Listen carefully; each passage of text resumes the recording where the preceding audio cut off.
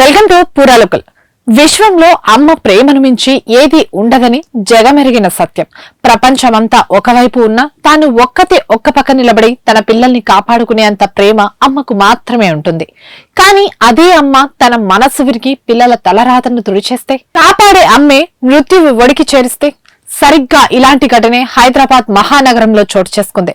ఈ దారుణ ఘటన విన్న ప్రతి ఒక్కరూ షాక్ అయ్యారు. రెండో పెళ్లి చేసుకున్న భర్త పెట్టే బాధలు భరించలేకో, కన్న బిడ్డలకు కష్టాలు తప్పవని భావించి ఓ తల్లి తన మనసుని చంపుకుని తీసుకున్న కఠిన నిర్ణయం ఇది.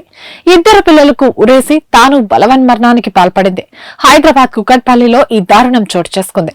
వరంగల్ జిల్లా చెన్నారావుపేట మండలం ఎల్లయ్యగూడానికి చెందిన ప్రవీణ్ శ్రవంతి అనే మహిళను గతంలో ప్రేమ వివాహం చేసుకున్నాడు. వీరు హైదరాబాద్ మూసాపేట సమీపంలోని రాఘవేంద్ర సొసైటీలో నివాసం ఉంటున్నారు. భర్త ప్రవీణ్ భవన నిర్మాణ రంగంతో పాటు కార్ డ్రైవర్ గాను పనిచేస్తున్నాడు. శ్రవంతి ఇళ్లలో పనిచేసేది. ఏడాది క్రితం ఆమెకు సోదరి వరసయ్యే మహేశ్వరిని ప్రవీణ్ రెండో వివాహం చేసుకుని వేరే చోట ఉంచాడు. ఈ క్రమంలో భార్య భర్తల మధ్య గొడవలు మొదలై తీవ్రమవుతున్నాయి. అతను నిత్యం మద్యం తాగొచ్చి భార్యను వేధించేవాడు. చాలాసార్లు చెయ్యి కూడా చేసుకోవడంతో స్థానికులు సర్ది చెప్పారు. ఈ క్రమంలో నర్సంపేటలో శ్రవంతి పెద్దల సమక్షంలో పంచాయతీ పట్టింది. ఇక నుంచి బాగా చూసుకుంటానని ప్రవీణ్ చెప్పడంతో దంపతులు తిరిగి ఇంటికి వచ్చారు. ప్రవీణ్ పనికి వెళ్లి మధ్యాహ్న భోజనానికి ఇంటికి వచ్చిన సమయంలో ఇంటి తలుపులకు గడియ పెట్టి ఉండగా ఎంత పిలిచినా భార్య బదులివ్వలేదు. స్థానికుల సాయంతో తలుపులు బద్దలు కొట్టి లోపలికి వెళ్లగా అప్పటికే శ్రవంతితో పాటు కార్తిక్, కౌశిక్లు ఇంటి పైకప్పుకు వేలాడుతూ కనిపించారు. దీంతో వారి మృతికి ప్రవీణే కారణమంటూ ప్రవీణ్ స్వగ్రామంలోని అతని ఇంటిపై శ్రవంతి బంధువులు దాడి చేసి నిప్పండించారు. వారిని ప్రవీణే హత్య చేశాడని ఆరోపించారు.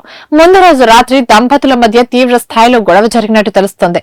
ఆ క్రమంలో శ్రవంతిని భర్త ఇష్టం వచ్చినట్టు కొట్టాడని ఇరుగు పొరుగు వారు చెబుతున్నారు. దీంతో మానసికంగా కృంగిపోయిన శ్రవంతి ఈ దారుణానికి ఒడిగట్టినట్టు భావిస్తున్నారు. వారు ఆత్మహత్య చేసుకున్న రోజు ఉదయం వారి కొడుకు కార్తిక్ తన మేనమామ సెల్ ఫోన్ కు నాన్న రాత్రి అమ్మను కొట్టి తాతమ్మతో సెల్ ఫోన్ లో మాట్లాడాడు అని వాట్సాప్ మెసేజ్ పంపించాడు.